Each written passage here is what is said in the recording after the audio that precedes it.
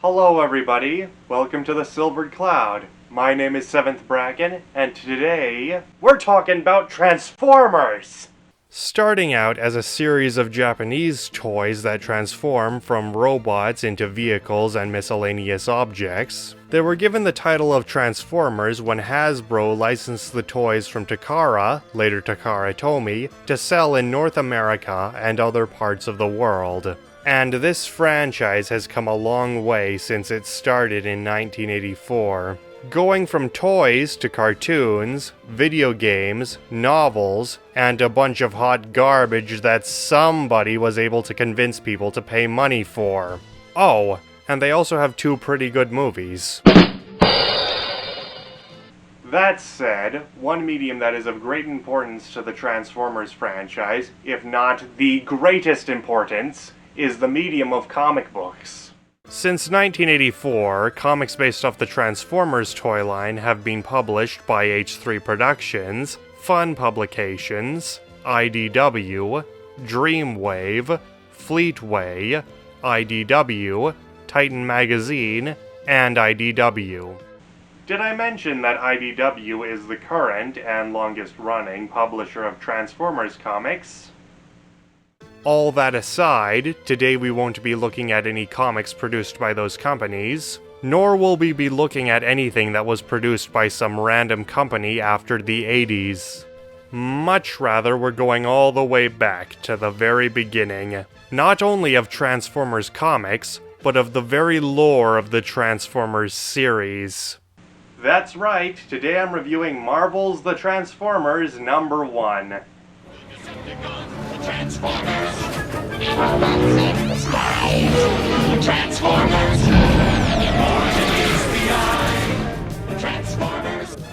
I'm starting with a look at the cover, and this right here, this is awesome. But also kinda stupid. Sure, the imagery of a giant robot crushing a slightly less giant plain robot over a highway, all while other robots fly by and ghostly human faces loom in the background, is stunning, but only at first glance. Spend more than a minute looking at it and you'll start to see problems with the artwork, not the least of which is this guy's baby arms thrusting forward while he leans way back. You know, if I wasn't sitting down, I'd probably fall over. Then you get these faces. I mean, his face looks a little too much like Gandalf's scary face from the ending scene of Return of the King. And as for the younger face... well, first of all, the character this face is representing isn't an elementary schooler. Secondly, he looks less like he's from a story which features giant robots, and more like he's having his picture taken by his mom. And all of that is before you get into the many errors with how the Transformers are portrayed here. For instance, you see this giant robot that takes up the majority of the cover? This is supposed to be Optimus Prime. Shut up! I mean, I know he's supposed to be larger than life, but when somebody says that about Optimus Prime, they're usually saying it figuratively. But even when somebody is literally talking about how giant he is, usually in comparison to humans, he isn't this big. I mean, for pity's sake, Optimus is larger than Omega Supreme on this cover. And his arms are about as chunky. But Prime isn't the only one here whose size is massively skewed. Now, unlike Michael Bay, I know size changing is a thing in Transformers, but even then, Laserbeak being as big, if not bigger, than a Decepticon Seeker is ludicrous. Speaking of Seekers, I have no idea if this is supposed to be Skywarp or Thundercracker, but either way, he's still 2 sizes too big. But at least all of the Transformers I've talked about so far have been somewhat identifiable.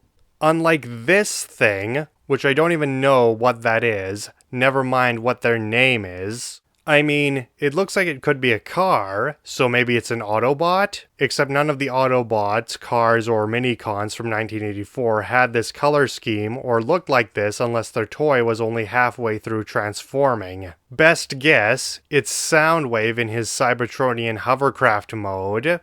Except that still makes no sense, as that alt mode won't exist until 2019, when a Soundwave toy that used that mode was part of the Siege toy line. But yeah, I have no idea which, if any, this Transformer is supposed to be. And that's assuming this is even supposed to be a Transformer and not something else.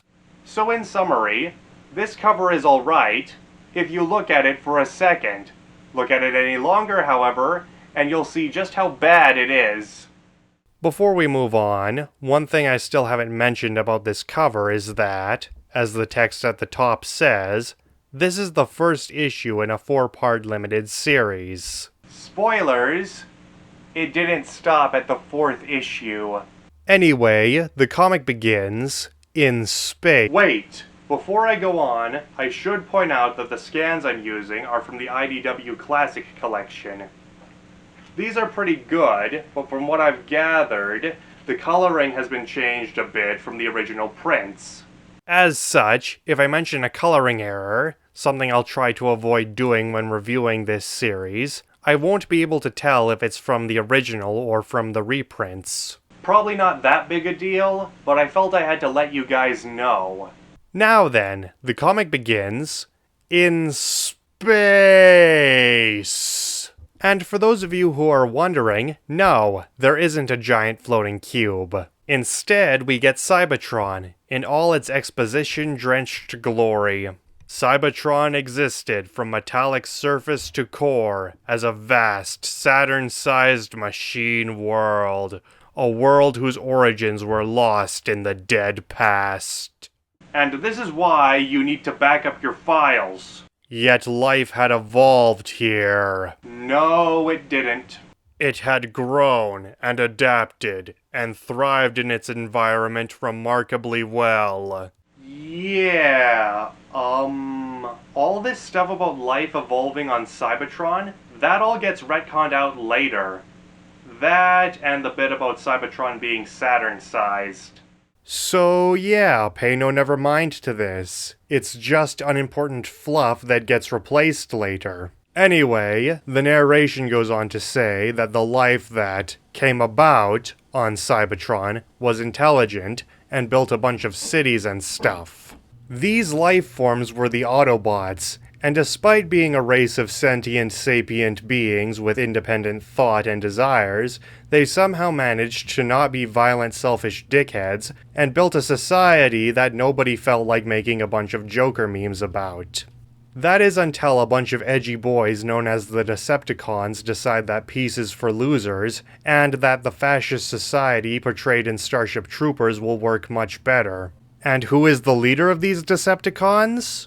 Megatron, naturally. Now we shall strike at those who have brought the stagnation of peace and plenty to Cybertron. They shall learn the way of conflict, the way of war, the way of Megatron. Wait, so the society on your planet is cartoonishly perfect, what with its no poverty or war or traffic accidents, and you want to throw that all away because you think everybody's gone soft? Well, that's very interesting, because we have a version of you from the IDW 2005 continuity who has something to say about all that. What you just said is one of the most insanely idiotic things I have ever heard. At no point in your rambling, incoherent response were you even close to anything that could be considered a rational thought. Everyone in this room is now dumber for having listened to it. I award you no points, and may God have mercy on your soul. For those of you who are wondering why Megatron has Soundwave's eyes, that's because, at the time the first two comics were being made, the character models for most of the cast weren't finalized. Due to this, the artists based the look of most characters off of their toys and early concept art, and that's why so many of them look odd.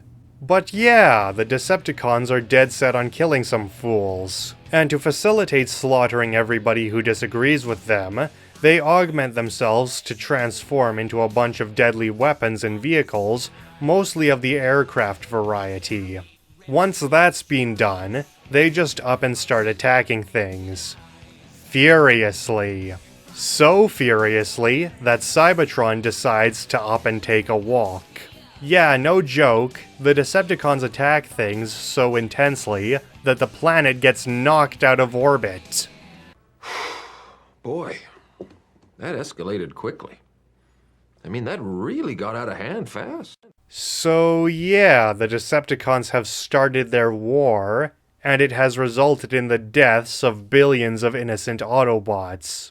One might think that this would mean the Decepticons have won the war before it even began, but, for all the ferocity of their assaults, several Autobots survived by either pure luck or stubbornness. And as soon as they could, the survivors upgraded themselves in the same manner as the Decepticons, albeit favoring ground vehicles over other alt modes, and they started fighting back.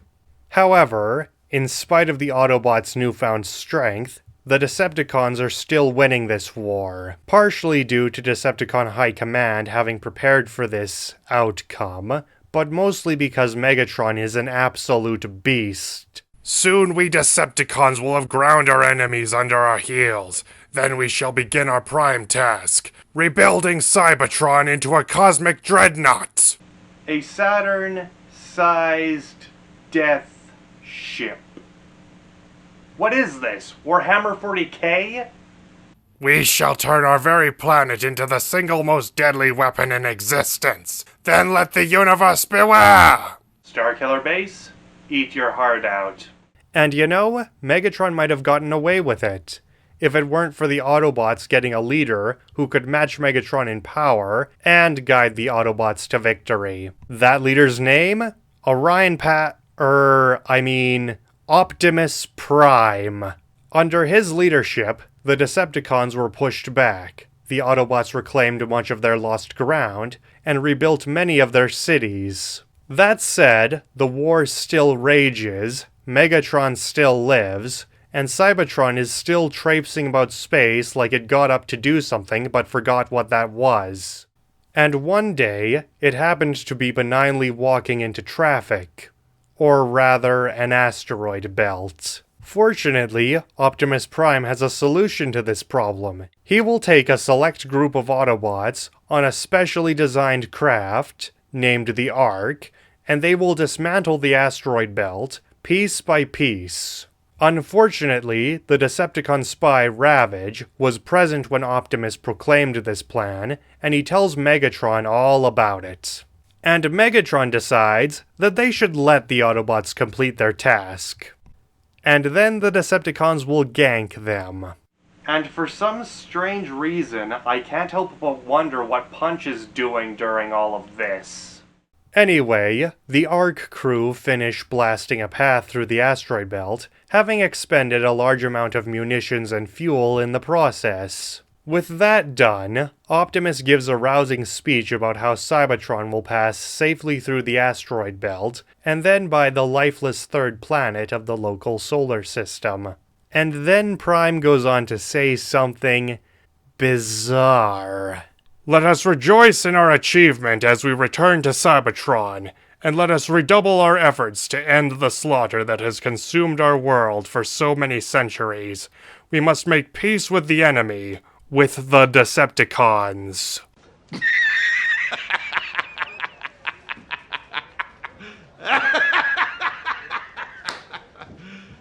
You serious?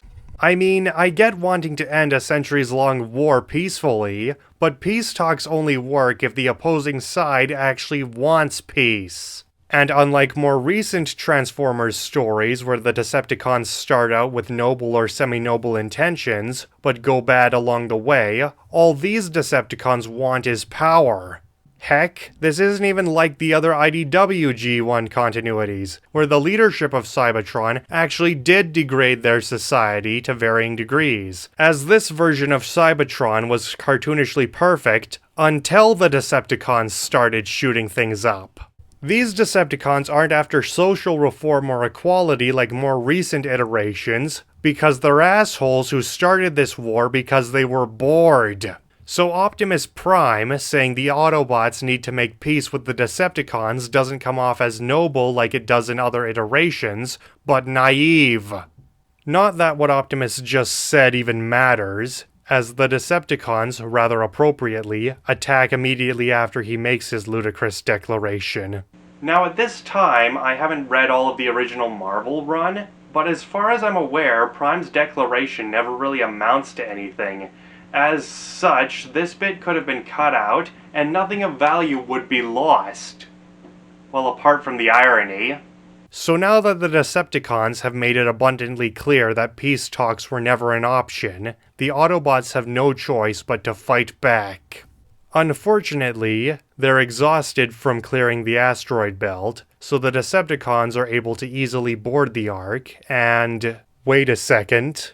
That Decepticon... the one who actually has color, is that Nemesis Prime?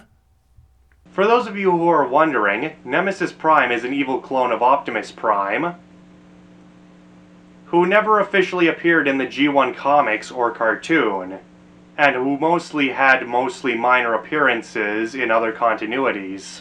So I guess this means Nemesis Prime does exist in this continuity as a minor character. But yeah, the Autobots are drained from working so hard, and the Decepticons are tearing through them with relative ease.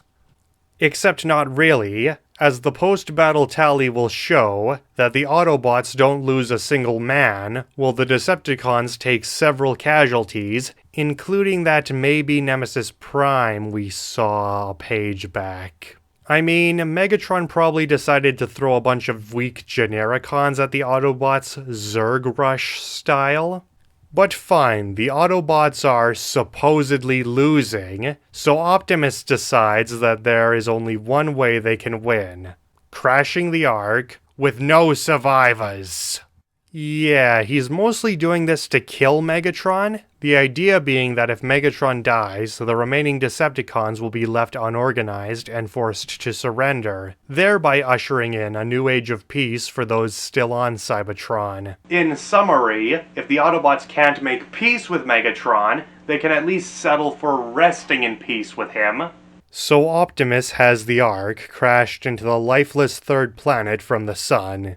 Except that this planet does have life, it just isn't mechanical life. Much rather that life is organic because this planet is our planet, Earth. But, because the Cybertronians only know of mechanical life, it never occurred to them to scan for other types of life. And I really like this, because it mirrors how we would react if we found a race of mechanical life forms.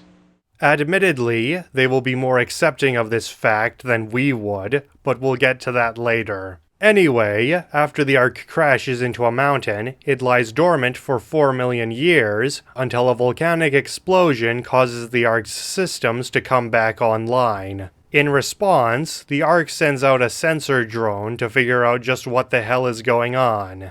The drone is able to tell that the planet isn't Cybertron, but, as stated before, Cybertronians had not considered organic life to be a thing. As such, it can fly through a forest rich with non-mechanical life, yet all it will see is the absence of life. That is until it detects an American fighter jet. Something which isn't actually alive, but because it's mechanical, and seemingly moving on its own, the drone recognizes it as alive. Which begs the question, what is a Matoran or an Agori to this drone? After scanning the jet, the drone starts heading back to the Ark, but when it passes over an Oregon highway, it stops to scan all the mechanical devices it detects, convinced each one is a unique life form. With that done, the Ark dispatches repair drones to begin reviving the crew. Or rather, that was the intention. See, when the ship crashed, its computer systems were damaged, so it makes a couple of mistakes while repairing its catatonic crew. The first being that it changes their alternate modes to those of the mechanical devices found on Earth, so now some of them can transform into the latest General Motors model. While the second mistake is a lot more egregious. Because of the Ark's computers being damaged, it no longer has any files on the war between the Autobots and the Decepticons. As such, it repairs both sides. Surprisingly, the first thing Megatron orders his Decepticons to do isn't attacking the Autobots while they're weak and disorganized, but to do a head count. And this is rather trite. All of his remaining troops make grand statements about themselves, giving their entire life stories, speaking overtly in the first person, and all of this in one panel. Sure, I get why the writers did this, it's to help sell the toys, but it just comes off as ludicrous that they'd stand around talking, all while their enemies, who are right next to them, could just start shooting them. Anyway, once the Decepticons do their head count, they decide to get the hell out of there. Why? Well, apart from all their cannon fodder being dead, and one of their strongest warriors having disappeared during the assault on the Ark, they're retreating because they are also weakened from the previous fight, and the 4 million years spent unconscious. As such, they need to find a way to refuel themselves in order to get an edge over the Autobots. While running away, the Decepticons transform into their new alt modes so that they can fly, thus preventing the Autobots from following them. Also, tape recorders can fly. Insert stupid joke about millennials knowing nothing about 80s technology here. Anyway, with the Decepticons gone, the Autobots take their own head count. It's pretty much the same thing as the Decepticons' head count from earlier, except there are more Autobots, so this goes on for a lot longer. Specifically for one big panel, and then a full page. Most of them are drawn pretty alright here, except for Ironhide and Ratchet, who have their rather messy toy designs in this comic.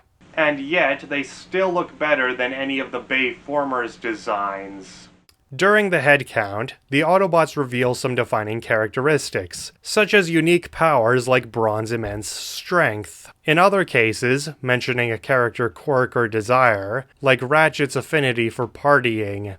Oh, so that's why he joined the crew of the Lost Light.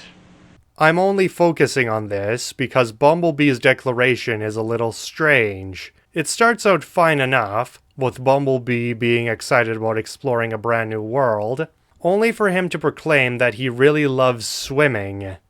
This is strange because, as far as I'm aware, this never comes up again, nor is it expanded on in other continuities. Which is a real shame, because if they ran with this, then Sea Spray would actually have somebody to hang out with.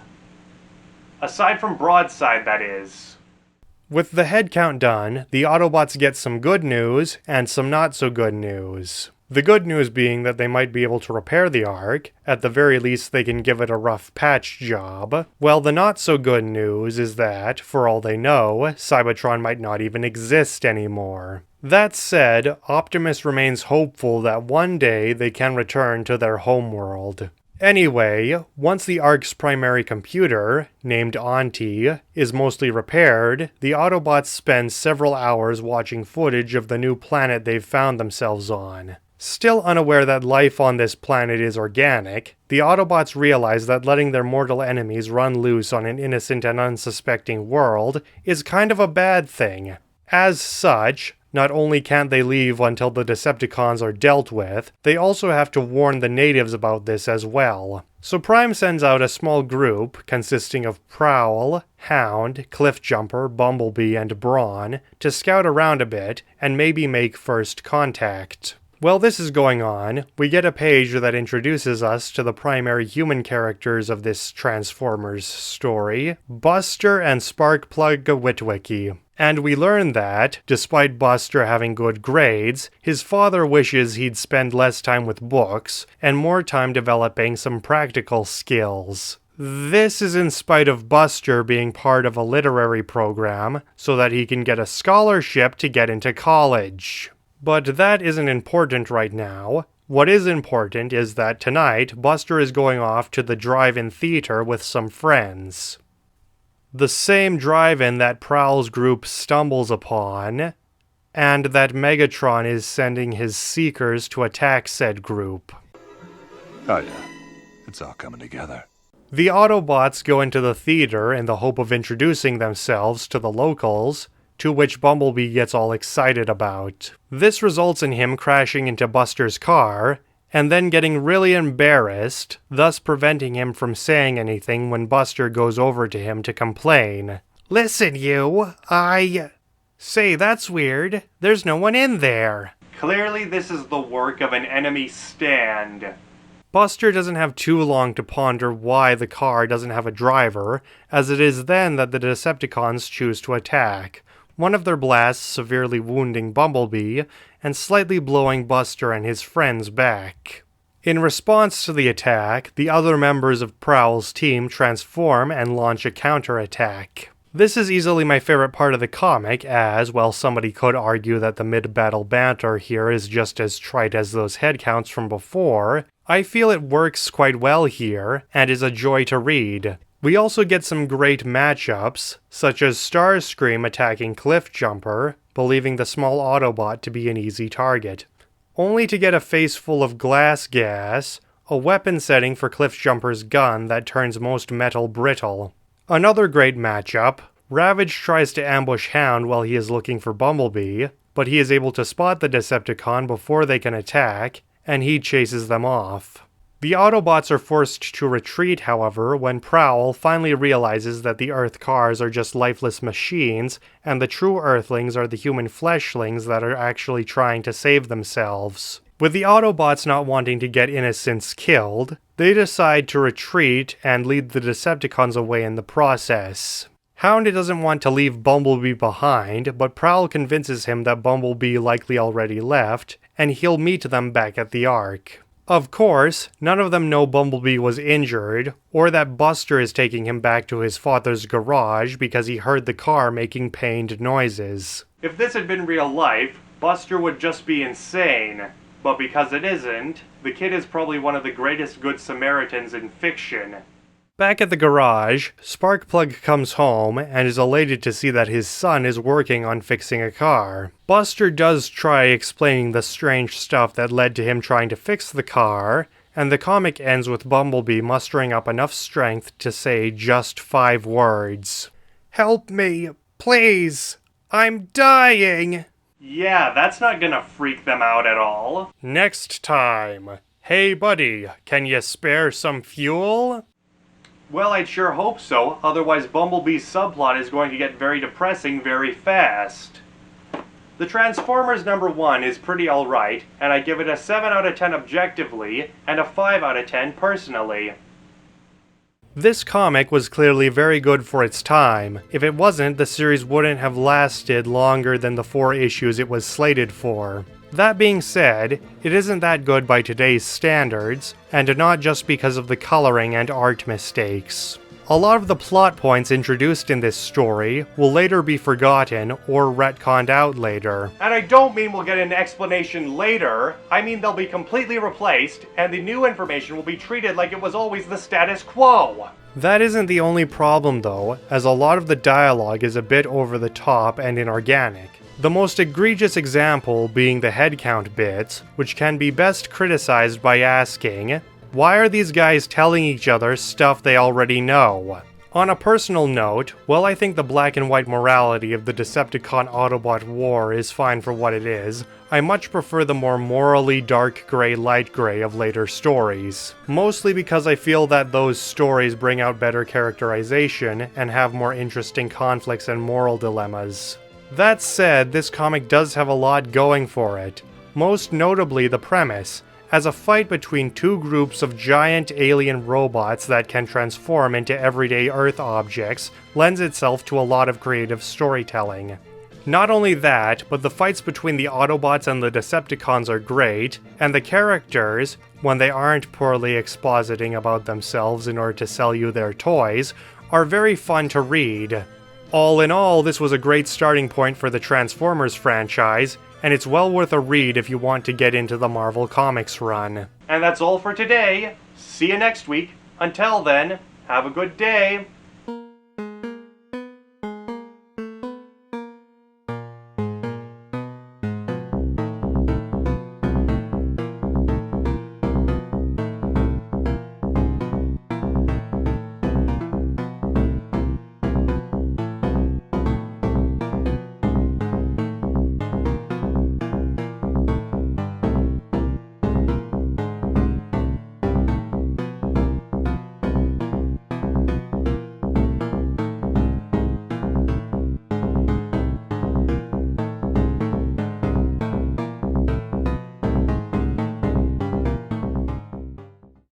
Something else I should point out is that in this comic, Mirage's power was less invisibility and more projecting a displaced hologram of himself. Think less Espio the Chameleon and more Displacer Beast.